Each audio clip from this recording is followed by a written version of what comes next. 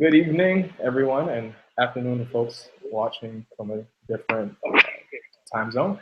And my name is Michael Westbrooks, co-founder of the DadHive, an online platform for fathers by fathers. And I want to thank you all for attending Breaking Bread, Understanding Bitcoin and Blockchain. So I would like to thank our partners who are going to come up and introduce themselves in a bit. UndiesForAll, iCarriage, and Red Rooster Technologies.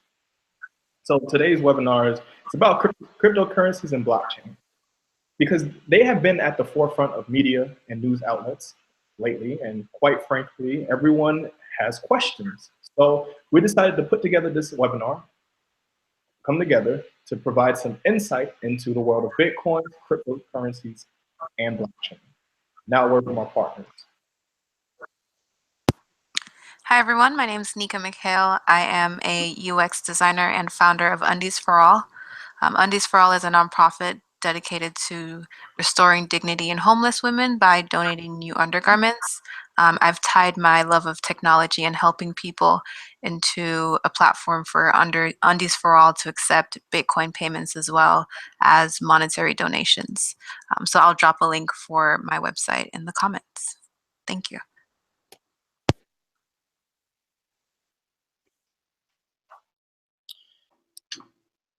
All right. Hello, everyone. My name is Stephen Fance. I am the CEO of iCarriage, a one-stop shop app for all of your shopping needs. I have over 12 years experience as a mathematician and a software architect. And iCarriage, we specialize in blockchain, Internet of Things, sensors, and artificial intelligence. And iCarriage, we started in 2015, and we are located in Midtown Atlanta.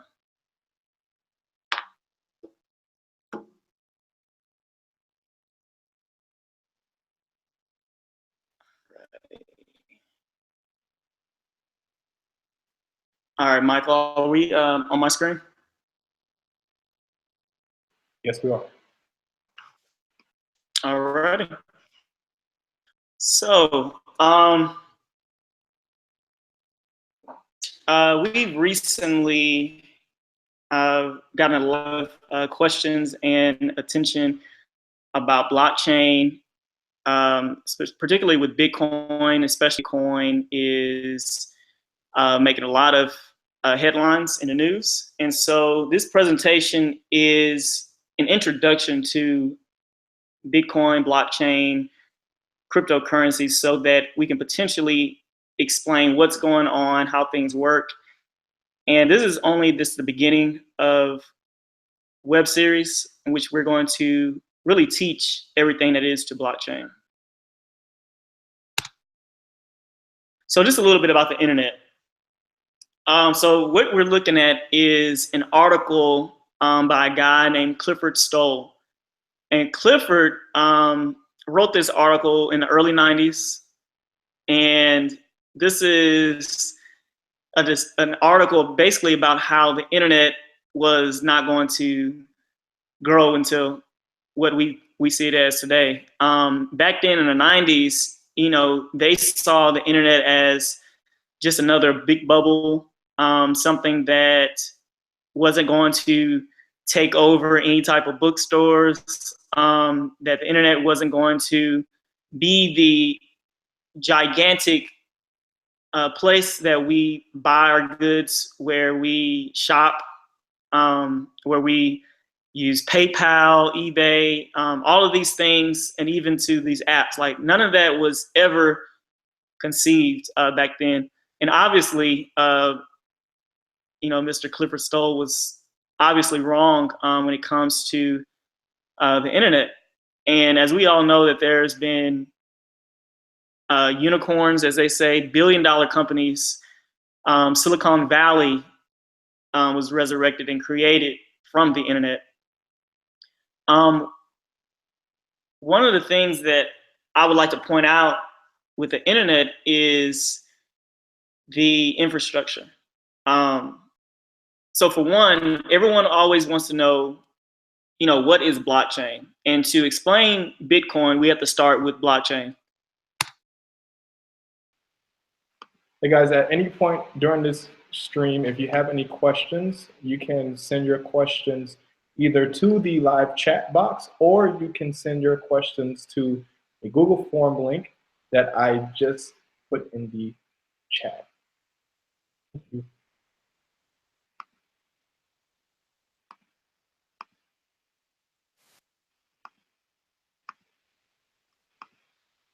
Steven, you still there? All right, yeah, okay. Can you Yep, it's can you on. see my screen now? Yes. Gotcha. Okay. Okay, sorry. Okay. Technology never works when you want it to work, but we're back. We're back. Okay.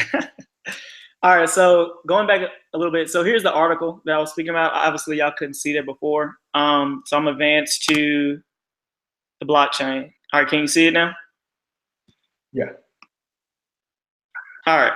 Our apologies, people. Okay. So so this is a info of the internet versus the blockchain. So as we all know, when you connect to the internet, top of your phone, you're connecting to quote unquote the cloud. And compared to the blockchain, blockchain is simply a hack-proof internet. The only difference is that we use a concept called a ledger, and a ledger is something that anyone in the world can look at different transactions. So, for example, watch the movie Harlem Nights. When the guy was running numbers, they would use a ledger to compare to see who paid. So blockchain uses a ledger to check to see who has sent information, who's accessed certain websites, for example. So in the concept of Bitcoin,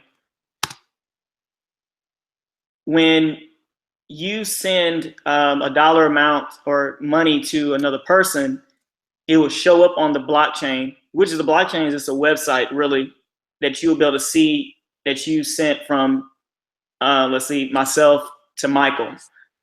And so to compare Bitcoin to something that we are familiar with, PayPal, Bitcoin is just like PayPal, except that with PayPal, you have to go through a bank to send, let's say, for $1 to another individual. So if I were to send money to Michael, the bank actually manages all that, and PayPal just alerts you of what happened.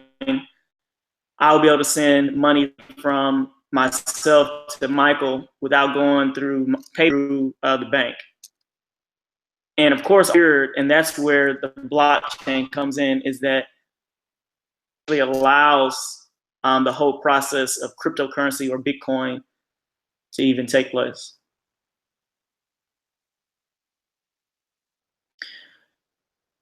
So Ethereum. Ethereum is just like the app stores. Google Play, you to upload and download what we call dApps. It's basically quote unquote app. Ethereum is basically where you would go in and Ether is the that Ethereum uses. So whenever a new app to Ethereum, you are, or any type of transaction paid for using Ether. So just like if you can go to the App Store and download an app, let's say for $5, you would use Ether with the Ethereum network.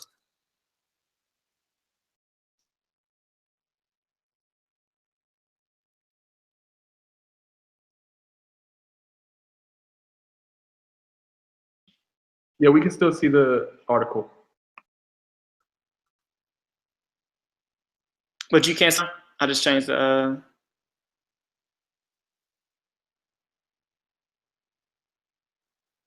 Yeah, take the panels off from the left and right side. They can only see the article.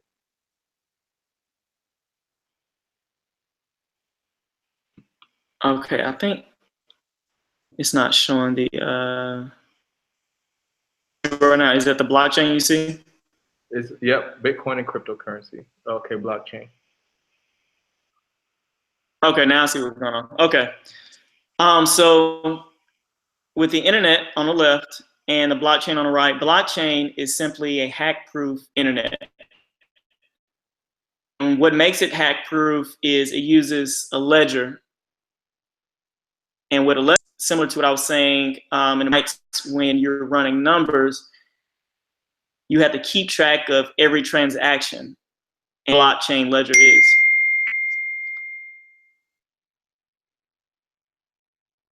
Okay, audio is going in and out. All right, let me try to slow it down. The blockchain is a hack-proof internet, and this is what allows Bitcoin.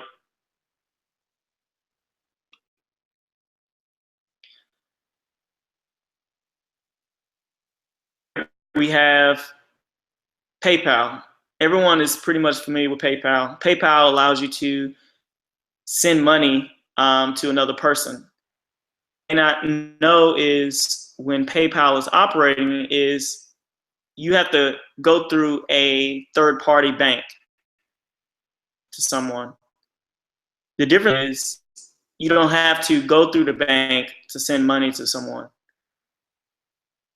This is possible because it's utilizing blockchain because of the transparency with, and also a concept called private and public keys. Sure that the identity of you and the person you're sending money to is involved.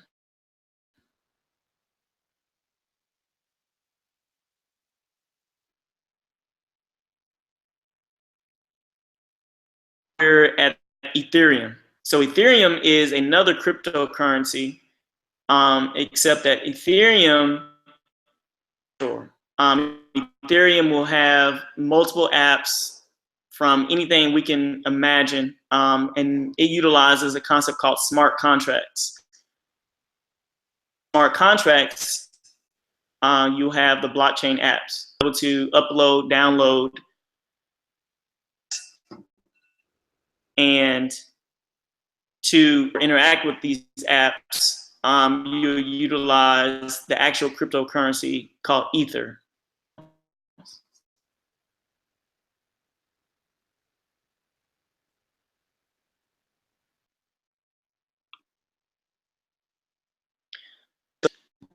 My company, we started in 2015. We're located in Midtown Atlanta. And iCarriage is a one-stop shop app on the blockchain, which allows you to buy food, from hair bundles to beauty products, clothes, sneakers, and even we are entering into the cannabis market starting in January in California, and then we're making our way over to the legal markets. And so now I'm going to give a demonstration of our app. Give me 1 second.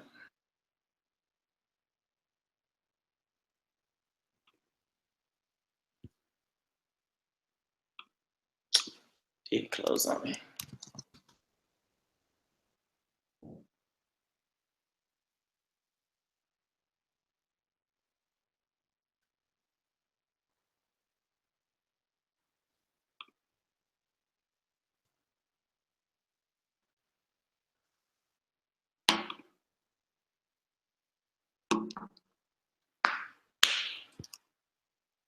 Okay, so I just want to make sure. Can you see my screen, Michael? Still on the demo slide. All right. Let me see if I can change this.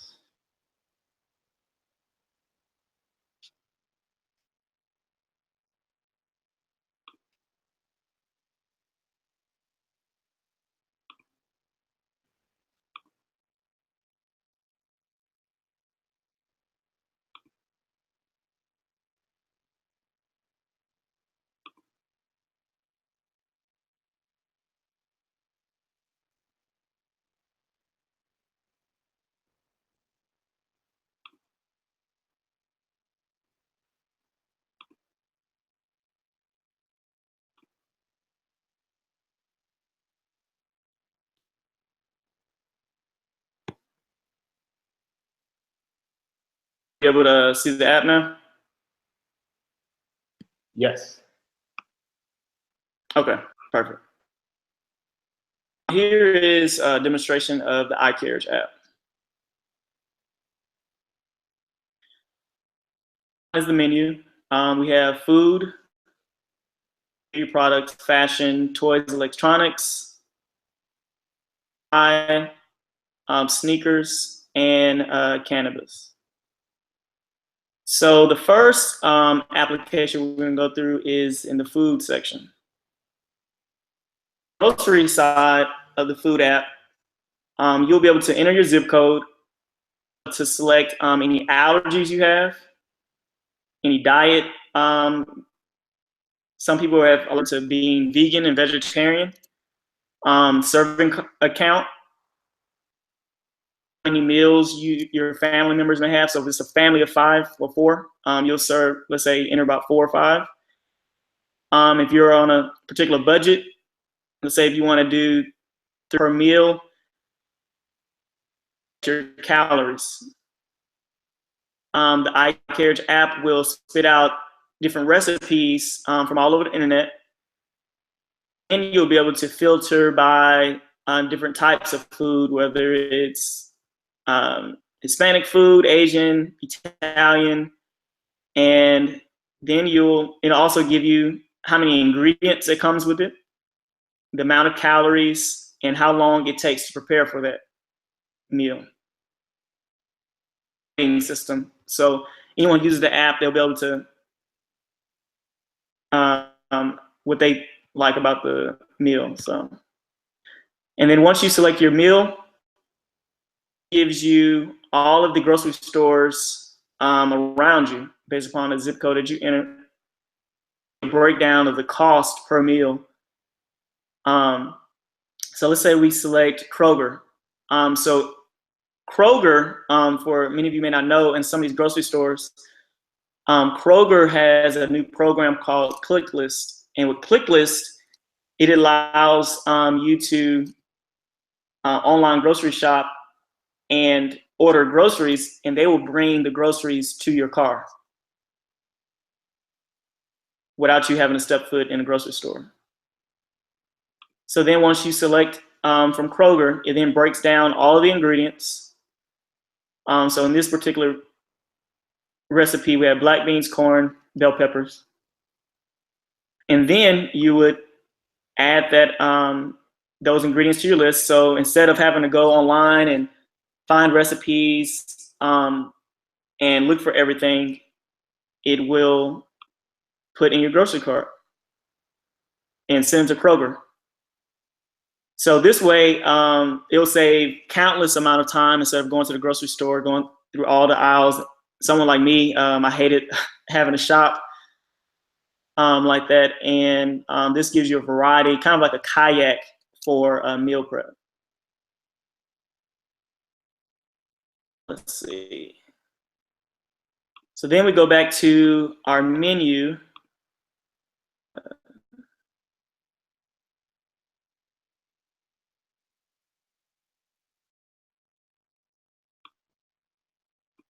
So now let's go to hair. So a lot of women of color like to have hair bundles, closures, frontals, wigs, also hair products. And also we have a section for vloggers. So if you want to learn how to do your own hair, we have that section.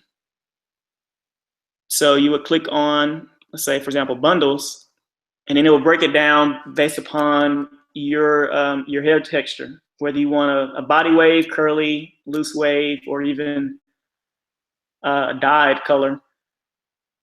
And then you'll select body wave.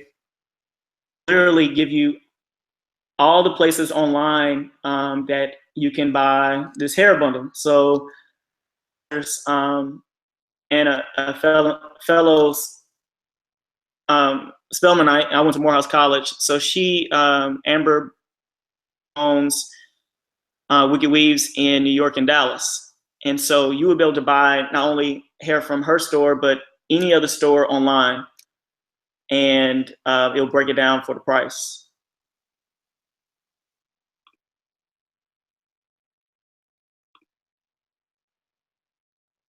Another section is, we'll just go to the cannabis section. So January 1st in California, they have a new law coming in place called Proposition 64, in which cannabis will be sold legally, or weed will be sold legally. So this is the menu. It will break it down by different strands of marijuana, from sativa, red, we'll have edibles, wax, concentrate, even you'll be able to purchase. And so, of course, connect to all the different dispensaries. You will either be able to, with those dispensaries, of course, if you're in that in a zip code that is legal, or if you're in those legal markets like in Colorado, Massachusetts, and even Las Vegas area, it'll give you all those dispensaries in that area. That is pretty much a breakdown of our app. And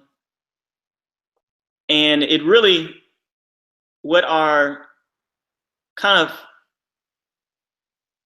competitive advantage is, we are utilizing the same engine in every consumer category.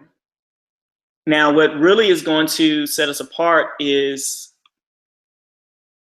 we will have a Carriage Coin smart card. So let me back up a little bit. So Carriage Coin, we are launching our own cryptocurrency, just like Bitcoin, in which, in a case for cannabis, for example, in a cannabis market, if you own a dispensary, you would have to hire a security company that all cash from the dispensary to a massive vault. The reason why these dispensaries have to do this is because even though in each state, such as, for example, California starting January, starting January 1st to buy marijuana, banks are still federally regulated. So they're unable to deposit any type of cash or use any type of banking system buying or selling marijuana in those markets. So iCarriage, we are launching our cryptocurrency called Carriage Coin, in which you will be able to purchase Carriage Coins and then be able to send that to the dispensary via the app, online via app, or you will have a Carriage Coin smart card with Carriage Coins on there, and you will be able to use it there. So another thing that we wanted to discuss is what we call an initial coin offering. So an initial coin offering in the cryptocurrency and blockchain world is similar to an IPO, except that with an ICO, initial coin offering, we are selling our coin as a product, as a way to fund these endeavors, our projects. Instead of using the company like you would a stock market, let's say if you wanted to buy stock for, let's say Square or PayPal, for example, you'll be buying our coin in numerous ways. And so by buying this coin, it's an anticipation that our coin would be able to sell for higher value at a later time, or you'll be able to purchase goods and services.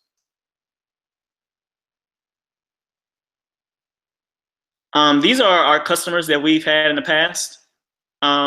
We are also in the Internet of Things business. So since 2015, our company has installed GPS tracking devices, cameras in fleet vehicles.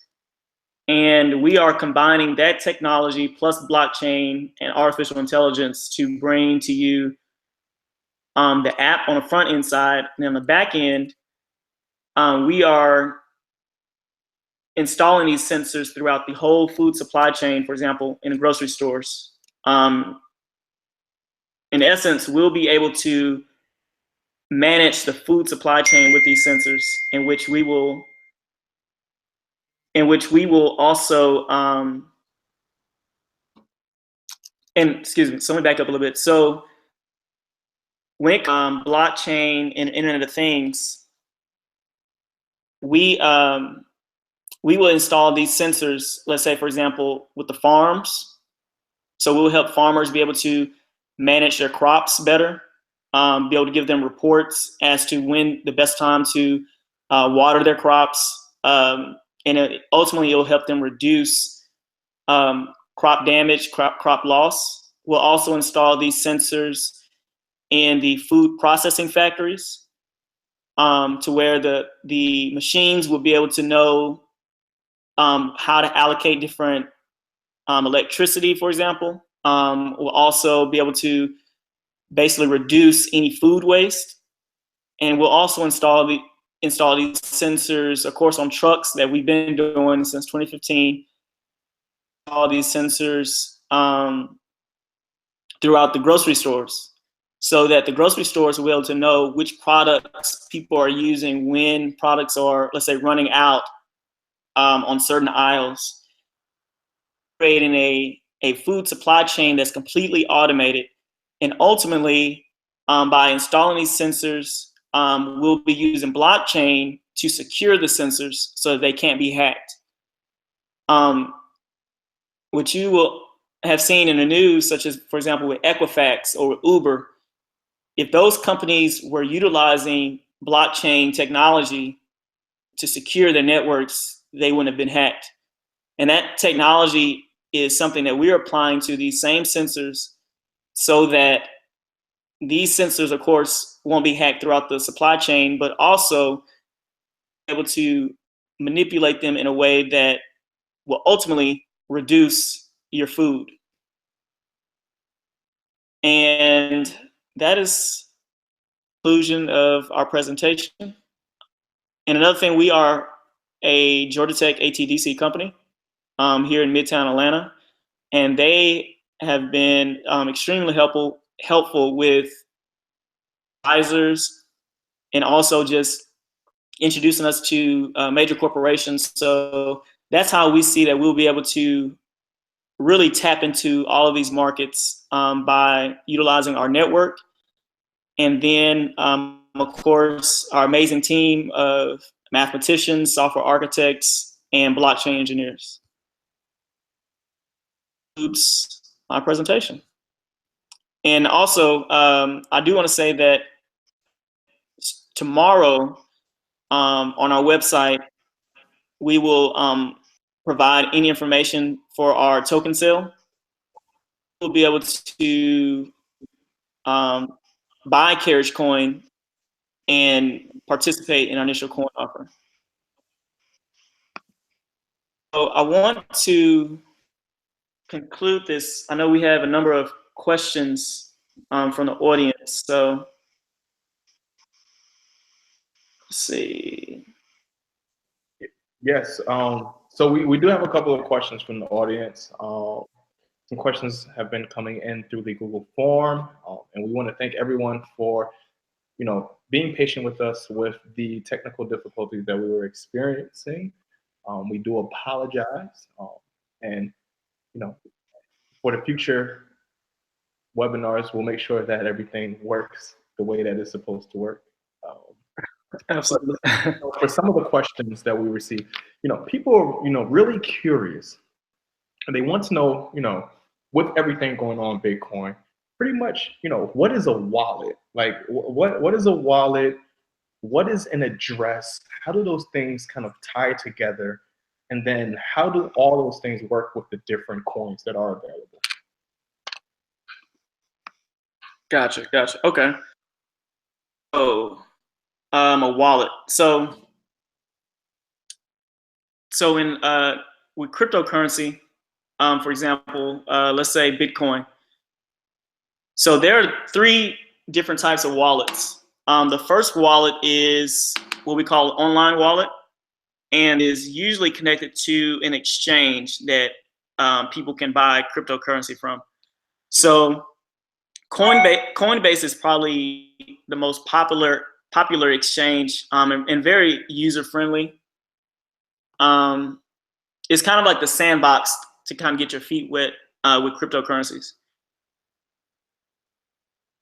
And so with Coinbase, it has a built-in online wallet. And with that online wallet, you'll be able to log into Coinbase. They'll verify your identity, and then you'll be able to enter your debit card information. Kind of similar to everything else we use. And so you then will be able to buy Bitcoin, Ether, or Litecoin.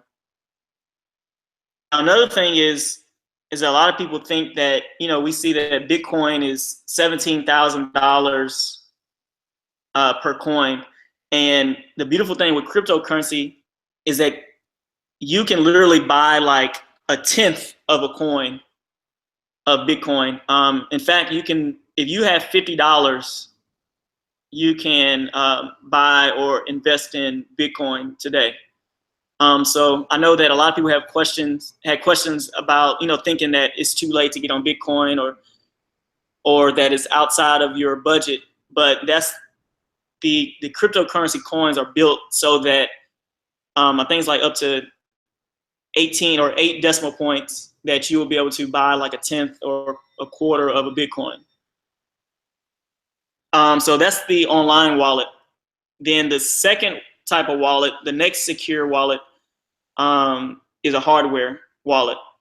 Now, going back to the online wallet, you should treat online wallets like you would treat your wallet in your back pocket or your purse. You don't want to have more than, the type of money that you would feel comfortable being in your back pocket wallet. Because the thing is, online wallets are not that safe. Like, a lot of people unfortunately have gotten hacked sometimes with online wallets. So you just really have to be careful with that. And of course, we're going to provide some more information about how to, navigate through online wallets to make sure that you're doing it safely. So going to hardware wallets, the most popular hardware wallets are what we call Nano S. And a hardware wallet, oftentimes it fits in your USB port on your laptop. And what it does is it manages the private keys for your wallet. Key is essentially what controls your money. So if whoever owns the private key is the person that controls your money. With the online wallet, let's say for example, Coinbase, they have your private key. So Coinbase actually controls your money, which is why it's highly suggested that you only use that to buy and purchase cryptocurrency. But once you do, you do your hardware wallet. So Nano is a good one. Treasure, I think it's spelled like TREGER. That's a very secure wallet. And outside of hardware wallets, then you go to paper wallets. And paper wallets are the most secure. And that's what you will use for money. And a paper wallet is, you'll basically print out a piece of paper and it will have barcode, like the little box barcode that you'll see around. The long 16-digit private key number. And of course, what most people do is you would want to either put that in a safety deposit box and probably make a copy of it, because if that paper wallet is burned or thrown in water and is destroyed, then literally all of your money is gone. Private key, you don't have access to that money. So with cryptocurrency, you really have to look at it like buying gold and silver and diamonds, that you have to treat it as if you're like storing it like in your backyard or something like that, because it is in the crypto world, it really is like the Wild Wild West. There is no regulations. There is no, if I lose my money, the bank is going to give it back to me, kind of like how we have with banks, with FDIC. So you really have to be careful, extremely paranoid also about the wallets you use. You have to make sure that the wallet is compatible with the coins you buy. The hardware wallets I mentioned, the Nano S and the Treasure wallet, those can usually take not only Bitcoin, Litecoin, and Ether, but it also will take altcoins. And altcoins are coins like iCarriage or Carriage Coin, in which you'll be able to store those multiple different types of coins on those wallets. So, Stephen, you touched on the topic of right? So, with the different coins, you have carriage coins, you have storage coins. Kind of like the difference between all these different coins. Are they each used for individual platforms, or can they convert over to Bitcoin? Kind of what is the landscape like for all these different coins? Like I mentioned before, Bitcoin is kind of like a PayPal, where you'll be able to send money from point A to point B. Litecoin is just like Bitcoin, except that if Bitcoin is $1, Litecoin is considered a quarter or a dime. And Ether, which is based upon Ethereum, it's a currency, a cryptocurrency that you will use to upload or download apps to the Ethereum network. There are literally, so all of these cryptocurrencies are similar to websites, to like during the .com era. So if PayPal is a website on the internet, then all these cryptocurrencies are a website, which at this point is probably like over, last time I checked, it was probably like close to like 2,000 different type of cryptocurrencies at this point. And all of them have different functions. That's pretty popular is Ripple.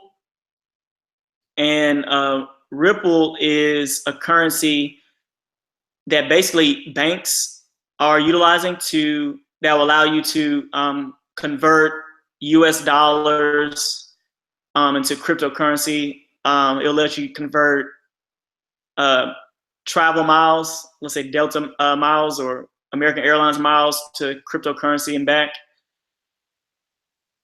Let's see, another one that's been in the market, IOTA.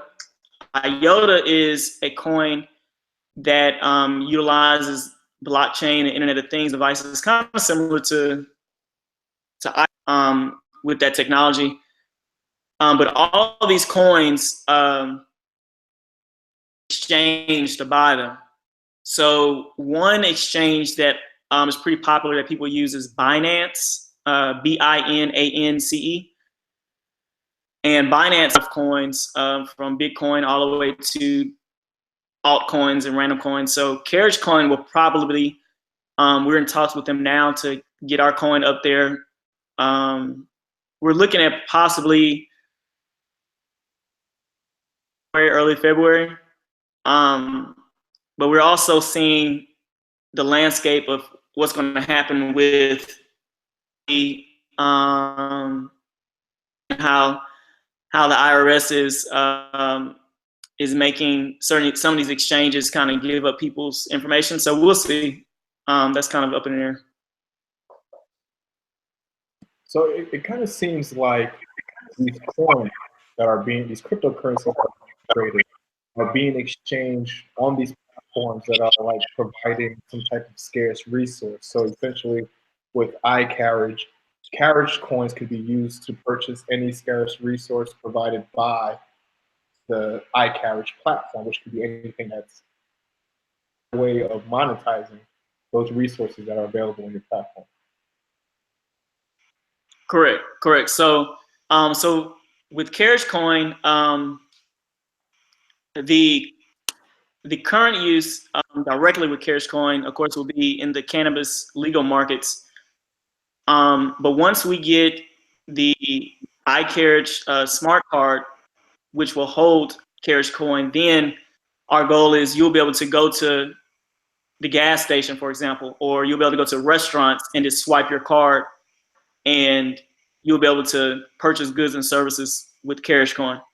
And that's something that really is going to set us apart, even from Bitcoin, in which myself and my team, we're pretty confident that once we get that up and rolling, in which we are already in talks with a company to produce these cards for us, that we're pretty confident that it'll really allow us to hit market a lot sooner, a lot faster, and dominate the consumer marketplace. Interesting. So we have a question from someone by the name of Jayden. And his question is, what are companies doing to secure blockchain transactions from being hacked? Also, what kind of books or websites do you recommend to learn more about Bitcoin and blockchain? Gotcha. So, honestly, blockchain is such a misunderstood technology, and it's pretty significantly new. So Bitcoin was kind of the first cryptocurrency which uses the blockchain back in '09. And so a lot of these companies, like I mentioned, like Equifax, like Uber, all these companies that are being hacked, they would have been able to prevent that had they allowed their websites or the networks to be living on blockchain. And so blockchain, in essence, let's say, for example, if you wanted to go to google.com. So when you type in google.com on your computer, what you're doing is you're requesting send you back their website. Well, that website comes from a central location with all these servers, and they're all in one location. Now, a hacker would be able to know exactly where that location is, hack that data center, and therefore hack Google. Now, if Google was on blockchain, they wouldn't have these data centers. The website would actually live on millions of computers, as we call the miners. And the miners are the ones who actually handle the transactions when it comes to accessing data or sending money. So for a hacker to truly get through the blockchain, he would have to hack or take down all those millions of computers to get to Google. And I'm not sure if these corporations just don't know about it yet, or honestly, it's going to take a lot of time. So if you're like Amazon, these data centers all over the world, it would take a significant amount of resources, not just money, but they would have to hire power as well. Yeah, exactly. They would have to hire, blockchain engineers to network engineers to come in and assess the size of the network, convert everything over, and something like that could take a couple years, if not 2 to 3. So it just depends on how much money, and that goes for any corporation. So. Like the blockchain, it keeps growing because it's all these different transactions are being included on this long. It's like if you compare it to like a Google Doc, right? It's like if the blockchain was a Google Doc, everyone would be writing on this Google Doc, can see what's going on in the Google Doc, but cannot make any edits to any information that had already been written on that Google Doc, right? So a good example is, let's say, for example, if you're in a country that doesn't have like a government entity that keeps up with property records, right? So let's say if, Michael, I wanted to sell you a property and you give me the money for it. And let's say 100 years from now, your family, my family have a dispute that says that you and I never bought and sold that property. So with blockchain and the ledger that I mentioned, that ledger / the chain would have every transaction that takes place in, let's say, real estate in that county. And a county would own that blockchain. So let's say in that dispute type situation, your family will literally just be able to go to the blockchain website and provide that transaction ID and say, well, look, this is proof that my grandfather Michael bought this property from Stephen. And the beauty of it is that can't be tampered. You know, no matter if someone wanted to send a hacker to do it, they would literally have to hack all of the computers that are part of that blockchain network to change that transaction and cancel out or delete that transaction that you, Michael, bought that property from.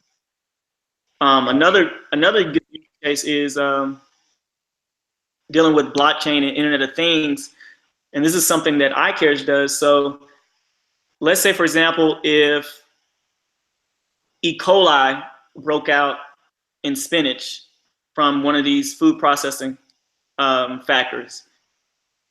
Now, what usually happens today is that certain people have gotten sick, 100 people, 1,000 people have gotten sick from eating spinach because of E. coli breakout.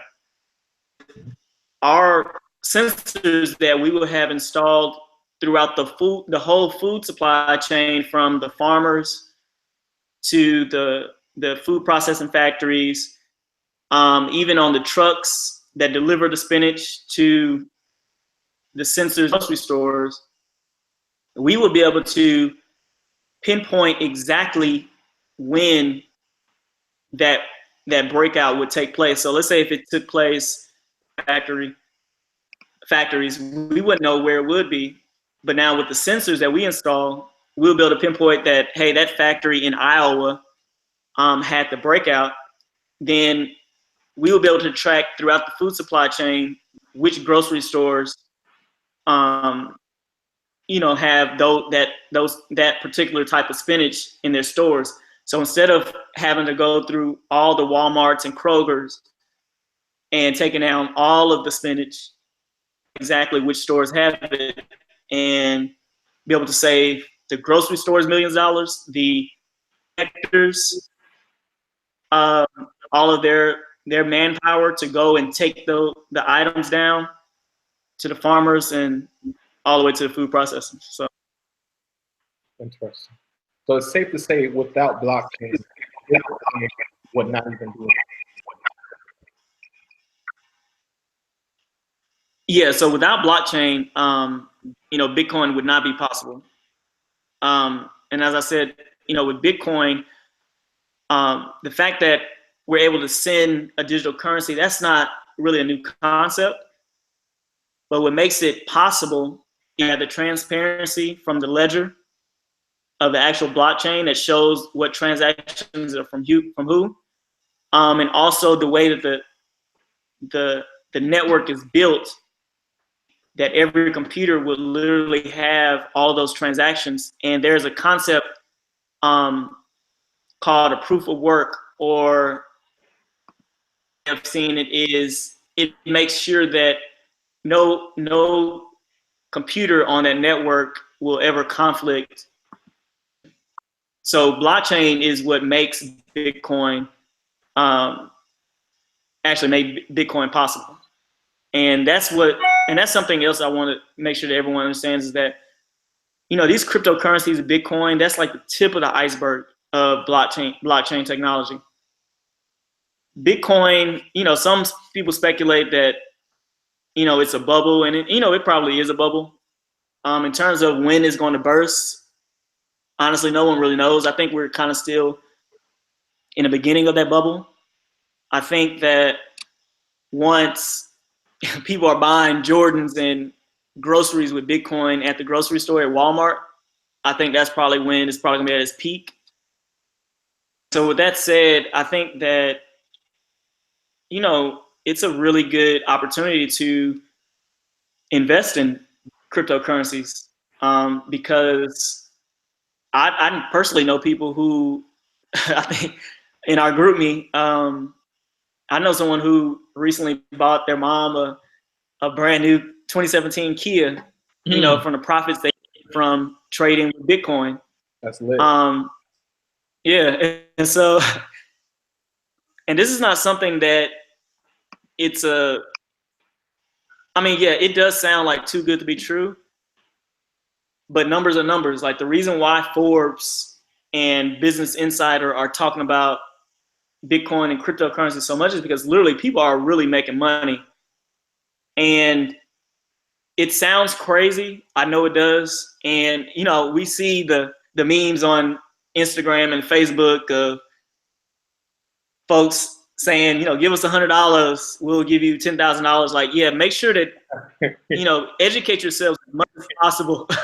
Educate yourself as much as possible. Like, this is something that you don't want to go in there blindly, expecting to get rich the next day.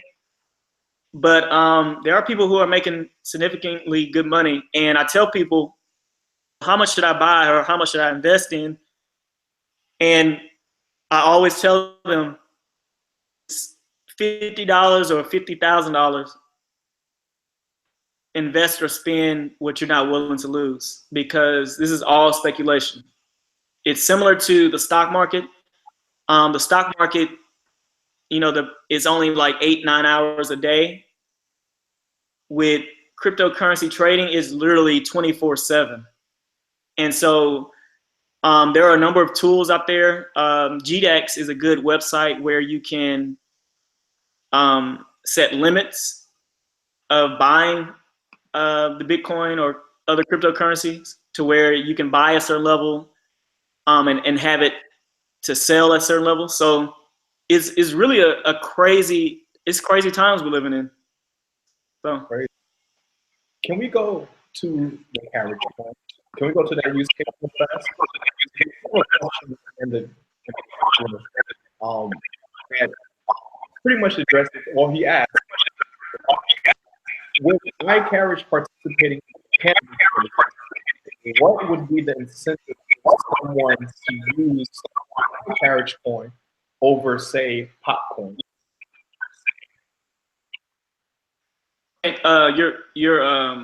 Your audio was breaking up a little bit. Can you repeat that? Can you hear me now? Yeah, I hear you now. So with iCarriage getting into the cannabis industry, right? That's another hot topic amongst, you know, many different states in the United States. When it comes to that, what would be the incentive for someone to use a carriage coin to purchase cannabis over, say, a popcorn? Gotcha. So the biggest incentive is, for one, and let me make sure I kind of draw the context of the dispensary. So, you know, with the dispensaries, like I said, it's all cash game. You can't use bank accounts. If you want to open a dispensary, you can't get a loan from a bank. In mind, using cryptocurrency in and of itself is essential, because these dispensaries are hiring top-notch security firms. I mean, guys who are ex-military, and they use tanks to transport this cash safely. So I would say that the main difference, though, between Carriage Coin in the cannabis industry compared to, let's say, a pot coin, is the functionality. Is that with Carriage Coin, to purchase anything from of course cannabis to food, your groceries, to eventually you'll be able to use it to purchase gas for your car. Another thing that I didn't quite mention in our demo is that with Carriage Coin and iCarriage in the app, we will be able to guarantee, for example, if you want to buy a luxury bag, for example, so if let's say you wanted to buy a luxury Gucci bag that's used from someone in China, for example. Currently, in the current market, you know, you have to trust that person that they're not selling you a counterfeit bag, you know, something that's not fake. But with Carriage Coin and the fact that we're operating on blockchain, we will be able to guarantee you that that bag that you're purchasing, that luxury bag that may be worth $10,000, is guaranteed because we'll be working with those manufacturers eventually, let's say Gucci, where each bag will come with a unique ID. And so if you were to, if you're interested in buying a bag from someone in China, they will be able to give you a public key ID, and you will be able to go on our website, on our blockchain website, and it will literally show you that that bag was purchased at a certain date for a certain value. Really let you know that this bag is literally a Gucci bag. That's something that a pot coin can't do. You know, you would, the beauty of Carriage Coin is that you would have one coin for all of your shopping needs, essentially. If you didn't use Carriage Coin, if you wanted to go with a pot coin or you want to use another coin to buy shoes, like you will literally have a portfolio or wallet of coins you got to keep up with. Like nobody wants to have 8 or 10 coins based upon the item or service that they're purchasing. Everyone wants a very streamlined, user-friendly coin that's familiar and that you can utilize it across multiple markets, which is us between ourselves and quote unquote a popcorn. Gotcha. That's a real good insight because it seems like extensibility and flexibility is really going to set the stage for cryptocurrencies, and what iCarriage is doing, what you guys are doing with iCarriage right now is really stuff when it comes to leveraging cryptocurrencies for multi-use purposes or multifunctional use. So kudos to you guys and congratulations on everything that you guys have been able to achieve thus far. And we have another question from the group. This more so is about taxes on cryptocurrency. Any gains that you make, how does one person account for any financial gains that they make with cryptocurrencies? So first off, I want to make sure I'm not a CPA. So definitely, I don't want nobody quoting me if the IRS is coming after you. So, and with that said, you know, pay your taxes. You know, and of course, this is all still new. Like even the IRS is still, I think they're still writing regulation like today about how to deal with cryptocurrencies. But from my understanding, again, I'm not a CPA, so please research this yourself. Please consult with your own. But from my understanding is that they'll tax you, or excuse me, expect you to communicate your gains to them, to the IRS. They are going to tax you based upon the cryptocurrency exchanging. Gotcha. So, like I said, I'm not an expert at all in the tax law or anything like that. So, still very, very new. In which you have to read articles. A good place to read cryptocurrency articles is Crypto Telegraph, I believe. Let me, I don't want to misquote.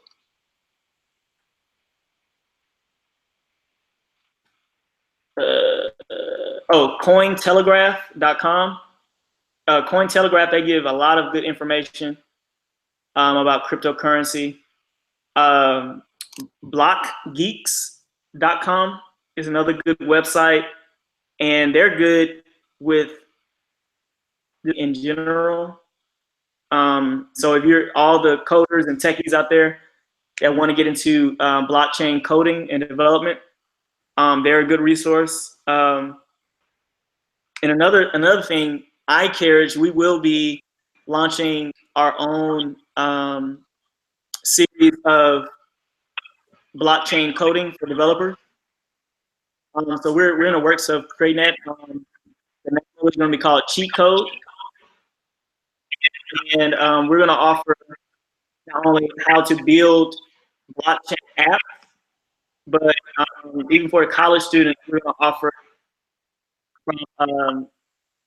how to do resume building, how to do interview prep from the very beginning all the way to the end. So we're gonna be bringing a whole lot to the masses and to the market, so people are as educated as possible. And whether you want to be an entrepreneur and build your own blockchain app, or if you want to, hey, come work for iCarriage one day, you know that when you come to the interview room, you'll be prepared, that your resume will be tight, and you'll be ready to go. This is awesome. This is some great information that you're providing to everyone that's watching. And again, I want to thank everyone for working with us and attending this event, this live stream. This is some valuable information. We're just trying to give you some information for $3.99 that you could have bought for a couple of $100. So I think to kind of transition out of the event, one last question, which is pretty much starting with Bitcoin. How does someone get started with Bitcoin? Pretty much just kind of, what are some simple and quick steps for someone to get involved with Bitcoin, start purchasing Bitcoin or any other cryptocurrency? And then the second part is, how does a person get involved with trying to purchase money or purchase Carriage coin? When is that ICO, and how does someone get started with that? Gotcha. So, so I would say if you are complete newbie, which all of us were at some point in time, with Coinbase, Coinbase.com, and that's COINBASE.com. And Coinbase allows you to either use your debit card or your bank account, PayPal, and you'll be able to purchase currently Bitcoin and Ether. And once you log in with Coinbase, you'll be able to purchase those coins, and of course, it'll have a wallet, online wallet for you. But like I said before, you know, you'll need to, once you start getting serious with it, with cryptocurrencies, get a hardware wallet. But once you log into Coinbase, it's a webinar. I'm going to give everyone our GroupMe link, so you'll be able to join this GroupMe. It's about, last time I looked, I think today we have about over 450 people in our GroupMe, and we've created like a community. Most of us are in Atlanta, but apparently I've heard that there's people in California to Arizona, New York that's in there now, in addition. But most of us are in Atlanta, and we are basically just exchanging different ways that we're able to buy certain currencies, cryptocurrencies. We talk about different wallets that people are using, different exchanges to buy, and that's another thing. If you decide to join a GroupMe, or if you go to a Facebook group, I know Dr. Boyce Watkins has a pretty good Facebook group that I'm also part of.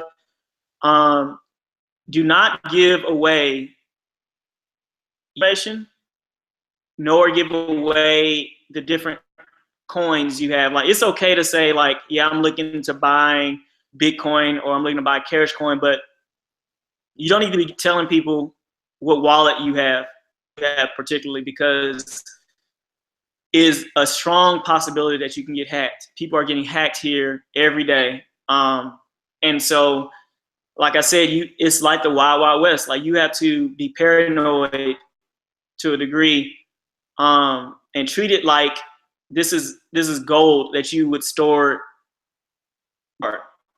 So please understand that, because there's still people that are getting extremely comfortable, and I don't want to be responsible for you losing any coins. So there's been people who lost like millions of dollars in coins before. So be aware that now. Now with Carriage Coin, we are launching our ICO. We should have all of that information available tomorrow on our website at iCarriage.net. If you go there now, you'll find our older website that we provide more so for businesses that we install sensors for. But we should have that website up tomorrow at noon. And of course, everyone in my group me, I know I owe y'all some information. So I'll definitely send that to y'all in the group me call. But for everyone else who is interested in buying Carriage Coin, that information will be available on our website. And the process will be is that,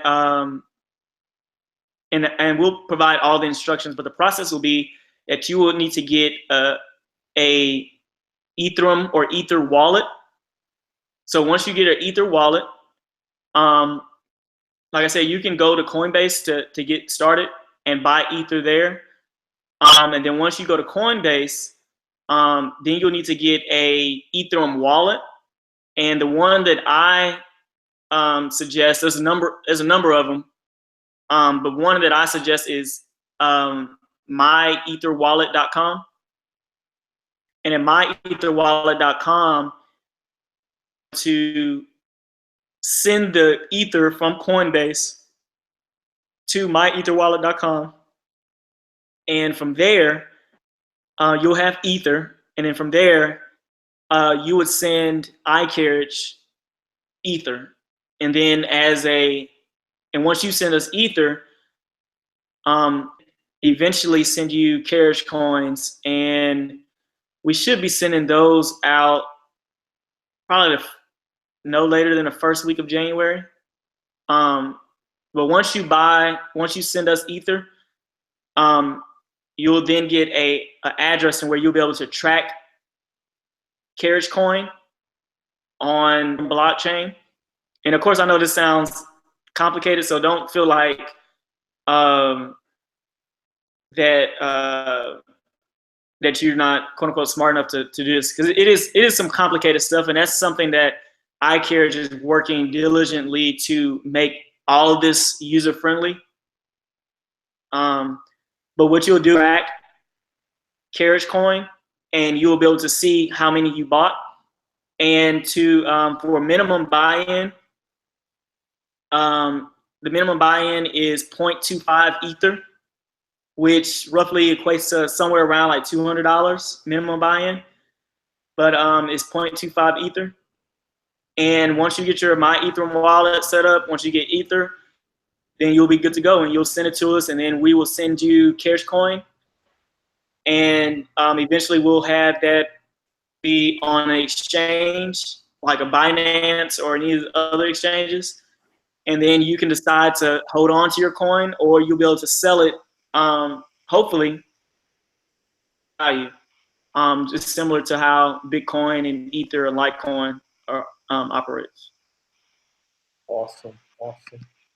Hey, Stephen, man, I want to thank you for stopping by and getting all this situated and educating everyone. I hope everyone attended this event and is leaving this event just a few times more smarter than they did when they came in, because this was some great information, great insight. Stephen, thank you again for taking time out of your busy schedule to work with us to get this webinar and this information out to the people. UndiesForAll, Nika, we thank you for partnering with us as well, and we look forward to all the good things you're doing with your organization and empowering homeless women. We hope that you continue to, do good things, and as you get situated with Bitcoin, keep us in the loop with everything. Stephen, keep us in the loop with everything with the Carriage Coin. And for everyone that might know a father who is interested in learning more information about how to obtain their rights as a father, as it relates to just being involved in their kid's life, direct them to the DadHive.com, ask you that to help them just kind of learn more and empower themselves to really hold themselves accountable for the next generation. And this is the conclusion of Breaking Bread, Understanding Bitcoin and Blockchain. Thank you, guys. Thank you.